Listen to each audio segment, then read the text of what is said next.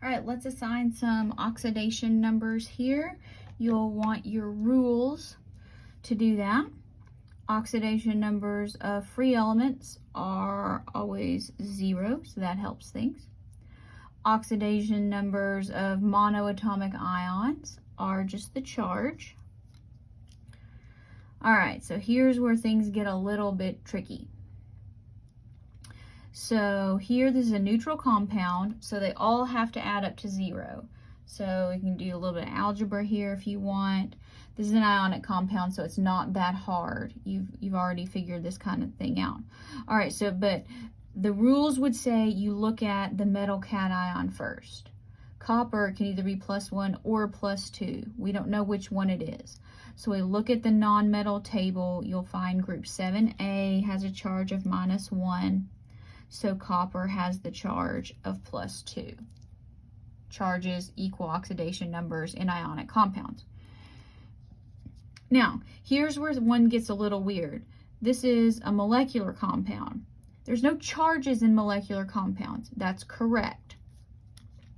Now, what we need to do is, these are two nonmetals. So we need to look at the table.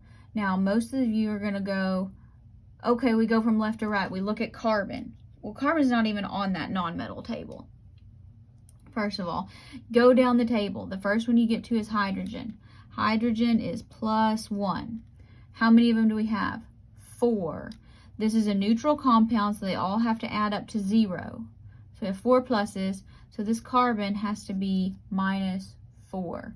And if that seems weird, it is weird. Go with it though.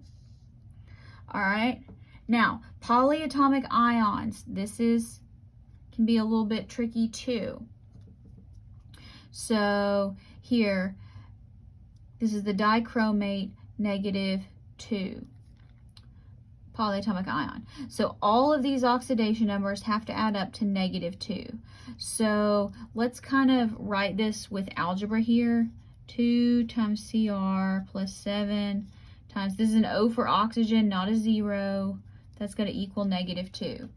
A lot of you can do this in your head. I'm not trying to insult your intelligence. All right, we should do chromium first, but it can have more than one possible positive charge, so that doesn't help. So we go to the table, and it tells us that oxygen is -2. So that gives us 2 times chromium plus 7 times -2. That's going to be -14. That's going to equal -2. So now let's add 14 to both sides. That tells us 2 chromiums has to equal +12. So each chromium is +6. All right, let's do the same thing here with the hydrogen sulfate polyatomic ion. So we have 1 hydrogen plus 1 sulfur plus 4 oxygens equals the net charge, which is going to be -1. All right, now we go to the table. Do not go left to right here. You will get a wrong answer. So on the table, we get to hydrogen first. So that's a +1. Then we get to oxygen next. It says oxygen's -2. So 4 times -2 is -8. And then this is an S, not a 5. All that has to be -1. 1 and -8 is -7. So S -7 equals -1. Add 7 to both sides. You get sulfur is +6. So you have to be kind of careful. Use a little bit of algebra if you need it. By the time we get around to doing this again, I just kind of write them above. So hopefully that's helpful.